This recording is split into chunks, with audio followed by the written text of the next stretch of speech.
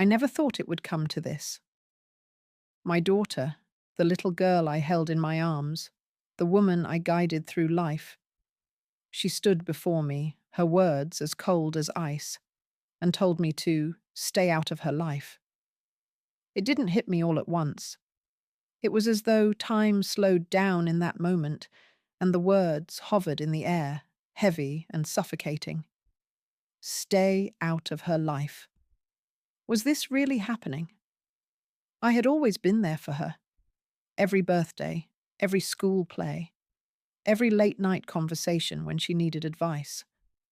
I sacrificed so much of myself, giving everything I had to ensure she had the best chance at happiness.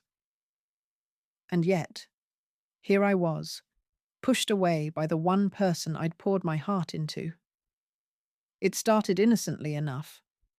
I had made a small request, something so minor, so inconsequential in the grand scheme of things.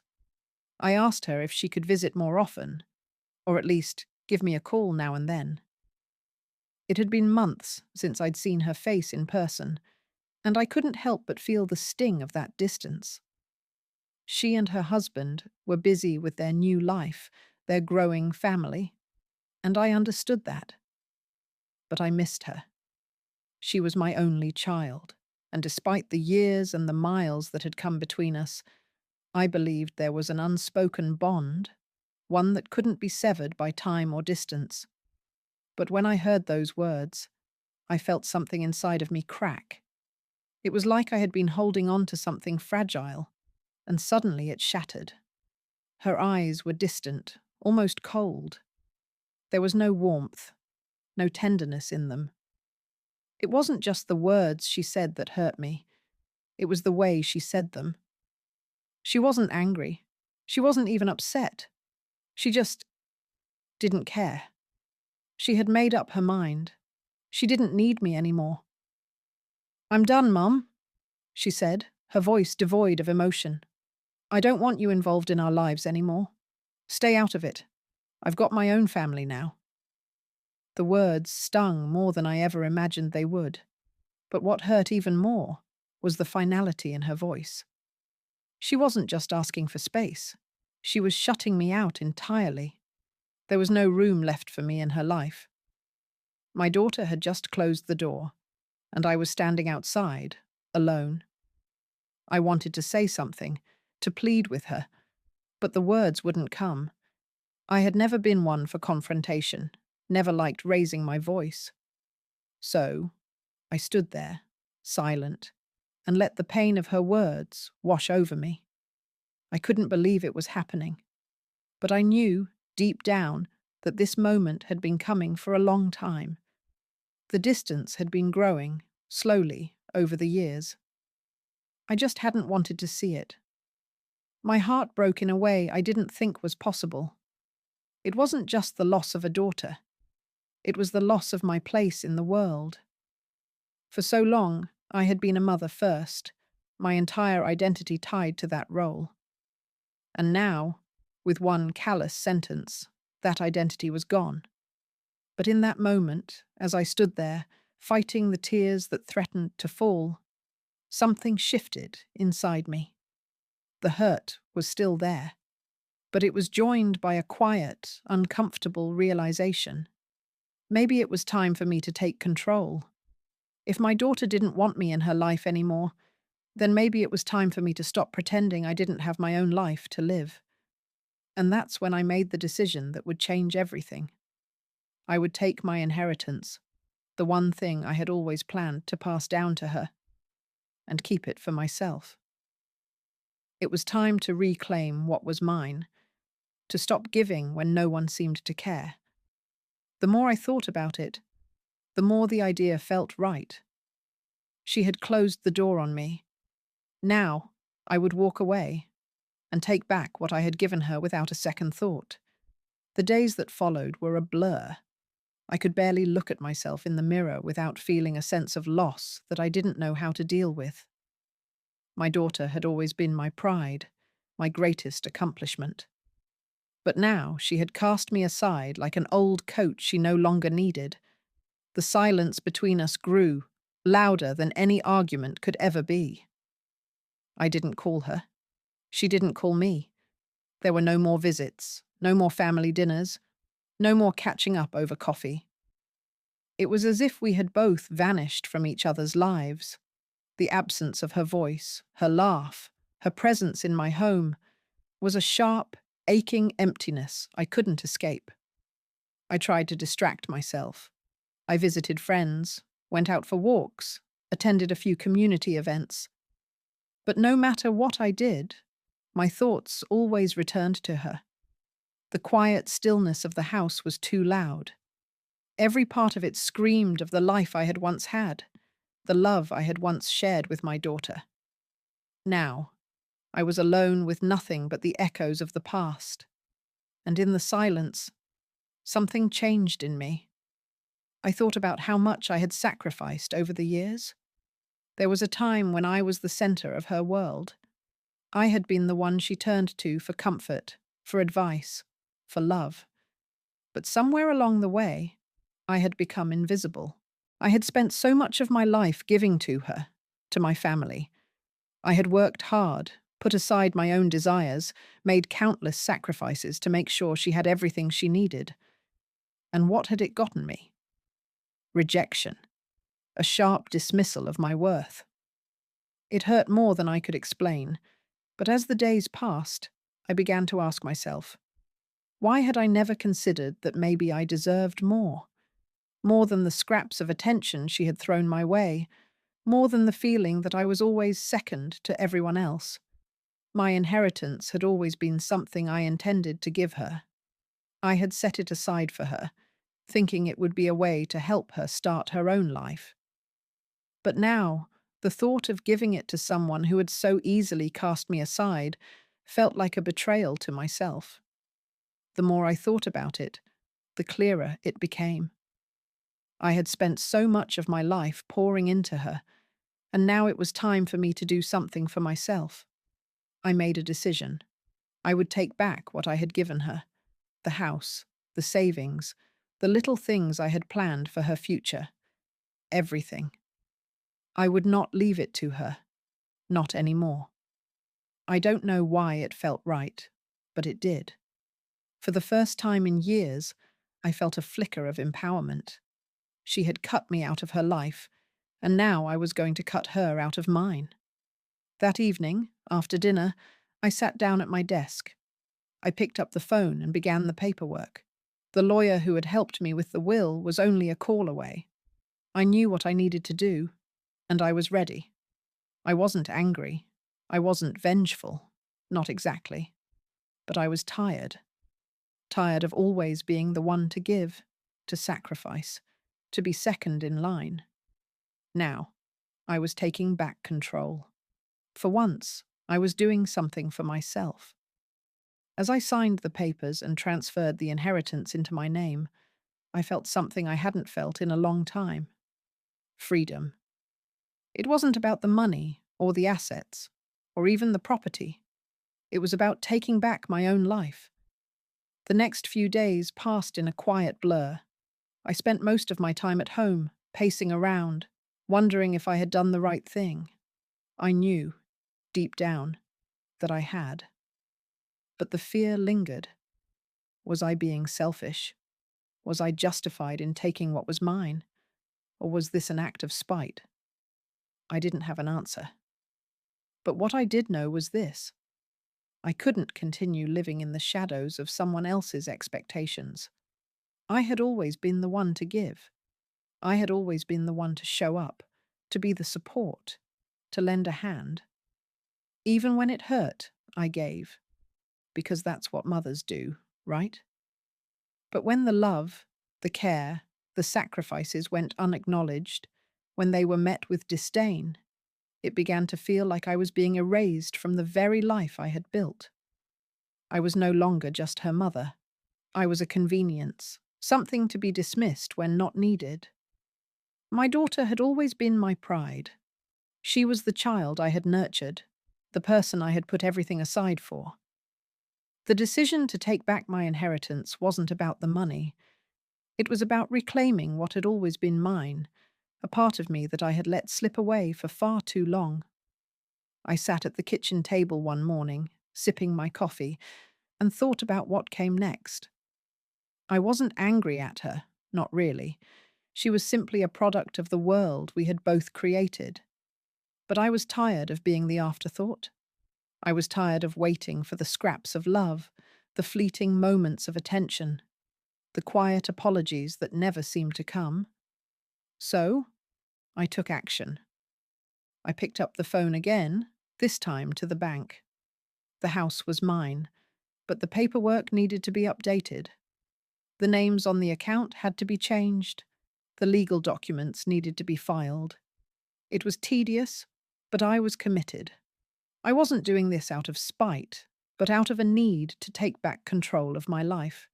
It felt almost foreign to me. For so long, I had been defined by what I could do for others. Now, I was making decisions for me. Decisions that were hard, but necessary. I had spent too many years making everyone else feel comfortable, putting their needs above my own. It was time for me to be comfortable. It was time for me to put myself first. I wasn't sure how my daughter would react when she found out. I imagined her anger, her shock, maybe even her betrayal. But that wasn't my concern anymore. My concern was me, my well-being, my happiness. I had sacrificed enough, and I had reached my breaking point. As the legal steps were completed, I felt a weight lift from my shoulders. It wasn't the inheritance that mattered.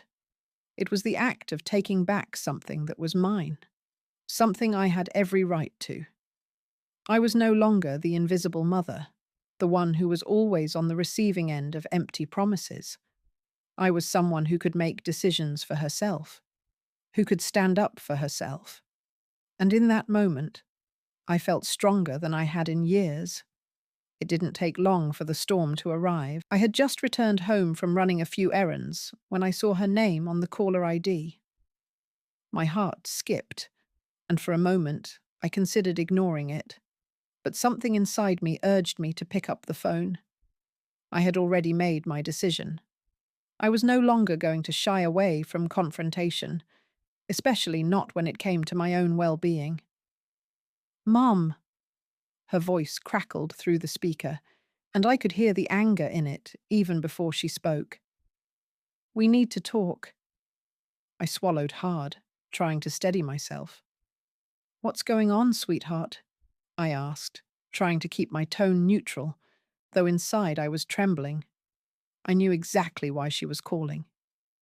"You know exactly what's going on," she snapped. "You've taken everything. The house, the money, everything that was supposed to be mine. Why would you do that?" Her words came at me like a slap, and I could feel the heat rising in my chest. I had expected anger, but hearing it from her, the same daughter I had sacrificed everything for, felt like a betrayal that was too deep to grasp. I took a deep breath, feeling a strange calm wash over me. "I did it for me," I said, my voice steady. "I gave everything I had for your future. But when you told me to stay out of your life, I realized something. I've been putting everyone else first, and I've neglected myself. That's not happening anymore. This inheritance, it was always mine to begin with, but I gave it to you. Now I'm taking it back." There was a long silence on the other end of the line, and for a moment I thought she might hang up. But then she spoke, her voice trembling with fury. "Are you serious right now? You've always been so self-righteous, Mom. Always telling me what's best for me, always making decisions for me. But now you're doing this? You've always been overbearing, controlling, and now you're taking everything I'm supposed to inherit. You've destroyed everything. And for what? To prove some point about your own worth?" Her words cut deep, sharper than I could have imagined. I wanted to argue, to shout back, and tell her everything that had been building inside me for years. But instead, I stayed quiet. The silence hung between us, thick and suffocating. "I didn't destroy anything," I finally said, my voice barely above a whisper. "You destroyed this relationship, not me. You decided I wasn't worth your time, so now I'm deciding that I'm worth more than the scraps you've been throwing me." There was another pause, and I could hear her breathing heavily, her frustration mounting. Then she said something I wasn't prepared for. "You're a selfish woman, Mom. I can't believe you'd do this. I don't even know who you are anymore. You've ruined everything." I could hear the hurt in her voice, the sharp edge of disappointment. But beneath that, I recognized the underlying truth. She was angry, not because I had taken the inheritance, but because I had finally stopped being the person who existed solely for her benefit. I had taken a stand, and that wasn't something she was ready for. "I'm sorry you feel that way," I said quietly, my heart aching. "But I'm done apologizing for trying to be a mother. I've been invisible to you for too long, and I'm not going to stay invisible anymore." And with that, the conversation ended. She hung up before I could say another word. The weight of her anger, her resentment, lingered in the air long after the call ended. My hands shook, but I didn't cry. This was a choice I had made, a choice I had to live with. As the hours passed, I couldn't help but wonder if I had made the right decision. I had taken back control, but at what cost? Would this be the last conversation I ever had with her? Was this really the end of our relationship? But deep down, I knew that no matter how painful it was, I had done something that was long overdue. I had finally taken back my life. And if that meant losing her, so be it. The days that followed felt like I was walking through a fog. My phone remained eerily silent. No calls from my daughter, no messages, nothing. I could almost feel the distance growing between us, stretching further and further with every passing hour. But despite the emptiness, there was something strangely liberating about it. For the first time in years, I was no longer waiting for someone else to make me feel valued. I wasn't depending on her approval. I was living for myself, and I had never been more certain of my decision. The fallout didn't just come from her. Family members, people I hadn't even heard from in years, started reaching out, questioning me, criticizing my choices. It seemed like everyone had an opinion on what I had done, on what I was taking, and why. My sister called me first, her voice tight with disbelief. "You can't be serious," she said, her tone filled with judgment. "You really think taking the inheritance from your own daughter is the right thing to do? Have you completely lost your mind? You've raised her, for heaven's sake. This is her legacy too." But that's where the misunderstanding lay. They thought this was about money, about greed. They didn't understand that it was never about the inheritance at all. It was about the years I had given, the sacrifices I had made. It was about me reclaiming something that had been mine from the start. It was about my dignity, my sense of self. But they didn't see it that way. "You don't know what it's like, Kathy," I said, trying to keep my voice steady. "To be cast aside by your own daughter, to give everything you have and watch them walk away without a second thought. I've given everything for her. And now, it's time I gave something to myself, something that's mine." My sister didn't respond. She just sighed, her voice softer now. "I just don't want to see you make a mistake. You can't undo this, you know." And she was right. I couldn't undo it. Once the inheritance was transferred, there was no going back. I had made my decision, and now I had to live with it. The next day, it was my brother who called. His voice was a mix of concern and frustration, but I could tell that even he was struggling to understand. "Mum, you've got to fix this. You're driving your daughter away. She's hurt, and you're only making it worse." "Maybe I am," I said. my tone a little colder than I intended. But she hurt me first, and for too long, I let her. The conversation ended quickly, leaving me with a sense of isolation that I hadn't expected. The entire family seemed to turn against me. Their loyalty lay with her, and I couldn't blame them. She was their daughter, their niece, their granddaughter. But no one seemed to care that I was still a mother, that I had feelings too, that I had given so much, only to be ignored and discarded when I was no longer useful to them. It was painful, yes, but something deep inside me stirred. I had always been the one to bend, to sacrifice, to apologize, even when I was in the right. But now I was standing firm, even if it meant losing everyone.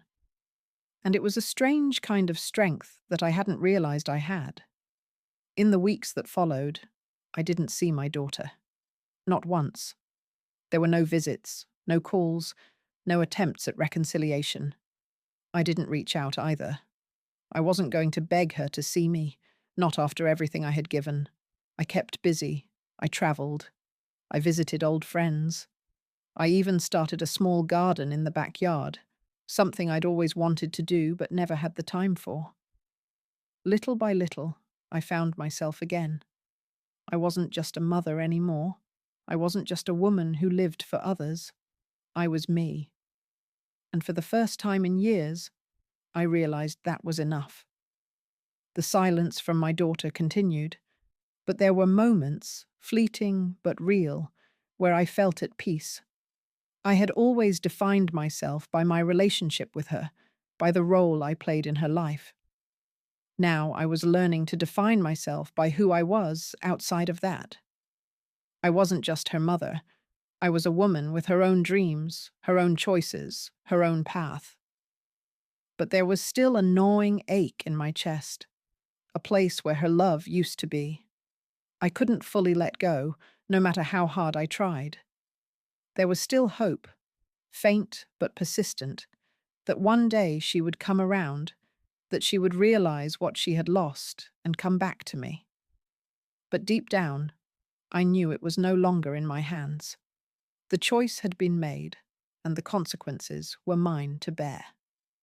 It was late one evening when I found myself sitting in the quiet of the living room, the soft glow of a table lamp casting long shadows across the walls. The house felt empty without her, without my daughter. I had made the decision to step away from the role I had played for so many years, to stop being the mother who existed solely to cater to someone else's needs. But now, in the silence, the weight of that decision settled in. I thought about the life I had built, the sacrifices I had made. I had never asked for much in return. All I had ever wanted was to be seen, to be loved, to be respected. But somewhere along the way, I had lost myself in the process of giving. I had let my entire identity be tied to her, to the family, to the idea that my worth was defined by how much I could give. I never thought about what it would mean for me if that well ran dry. The inheritance was never just about the property or the money. It was a symbol of everything I had given up over the years, my time, my dreams, my needs.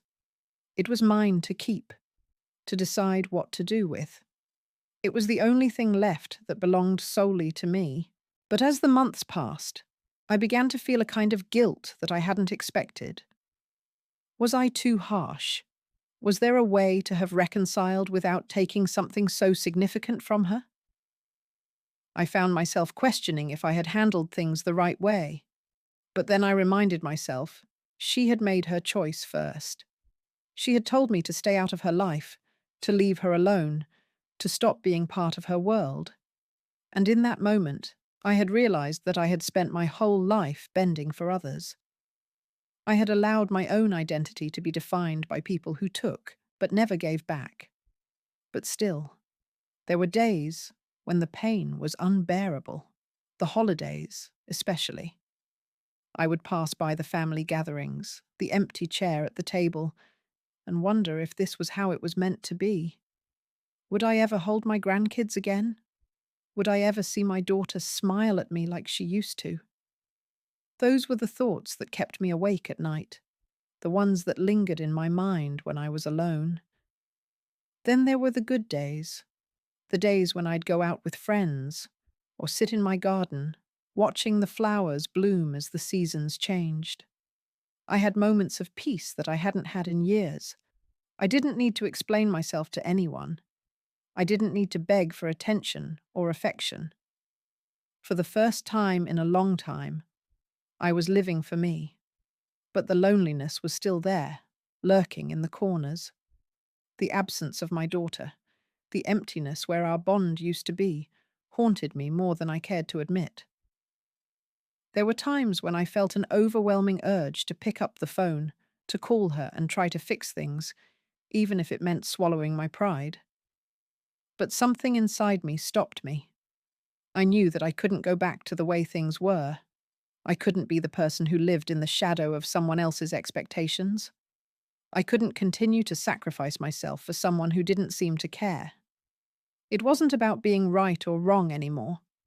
It was about survival, about finally putting myself first. And yet, a small part of me still held on to hope. Hope that one day she would see the hurt I had endured, the love I had given, and come to understand why I had done what I did. But I knew better now. I knew that healing didn't come from waiting around for someone else to change. It came from within. I spent hours reflecting on all the choices I had made, and as painful as it was, I realized something important. I was no longer just a mother. I was a woman with a life to live, with dreams of my own, and I had every right to pursue those dreams. I wasn't just here to serve others. I wasn't just here to be invisible. This was my time now. And maybe, just maybe, that was enough. It was almost a year later when I received the call that changed everything. I had long since settled into my new life, more independent, more at peace, though still carrying the scars of what had transpired. I had kept busy. I had travelled to places I'd always dreamed of visiting, joined new groups, and made new friends. My life, once defined by my daughter's needs, was now mine to shape. I had learned to appreciate the small moments of joy, and in many ways, I had rediscovered parts of myself I had long forgotten. But then, one crisp autumn morning, the phone rang. It was her. "Mum." Her voice was soft, hesitant, a far cry from the anger that had once filled our conversations. "Can we talk?" I froze. For a moment, I wasn't sure if I had heard her right. It had been so long since I'd heard her voice without the bitterness, without the walls she had put up between us. I hadn't expected this. I took a breath, trying to steady myself. "I thought you didn't want me in your life," I said, my voice calm but guarded. "I was wrong," she replied, her voice shaky, the weight of what she was about to say hanging between us. "I've been so angry, so blind, and I was selfish. I never understood what you were going through, what you needed. I'm sorry." The words came out slowly, like she was trying to piece together something that had been broken for so long. For the first time in a long while, I allowed myself to feel something I hadn't felt in months. Hope. I I don't know what to say," I whispered, my heart heavy with all the emotions I had buried for so long. "It's been so long, sweetheart. So much has happened." "I know," she said, "and I don't expect things to be the same, but I need you to know that I was wrong. I never should have pushed you away. You've always been there for me, and I took that for granted. I'm sorry." I didn't know how to respond at first. There were so many layers to this, so much hurt, so much resentment. But deep down, I knew this was the moment I had been waiting for, the moment I had hoped for, but never truly expected. But then, she said something that made me pause. "I don't want to go through the rest of my life without you, Mom," she continued. But I also know that I can't just pick up where we left off. I've hurt you, and I have to own that. But I want to try. I don't want to lose you. Not again. It was a moment of reckoning for both of us, a fragile first step toward healing, but a step nonetheless. The past wasn't something we could just erase, and I wasn't ready to forget everything that had happened. But I also wasn't willing to close the door on the possibility of rebuilding what we had lost. I don't know what the future holds, I said, my voice thick with emotion. But I think, maybe, we can start with something small, one conversation at a time. I'd like that, she whispered. I really would. And with that, we hung up. The weight that had settled on my chest for so long began to lift. But I knew that the road ahead wouldn't be easy. Trust had been broken. Time had been lost. But in that moment, I felt something I hadn't in a long time, the possibility of something better. It wasn't about the inheritance anymore. It wasn't about who had been right or wrong. It was about understanding, about healing, and about finding a way back to each other, if we could. As I sat there, I realized that I had done the right thing all those months ago. I had stood up for myself. I had taken control of my life, even when it meant walking away from the people I loved most. And now, I was beginning to understand that sometimes the hardest choices lead to the most unexpected results.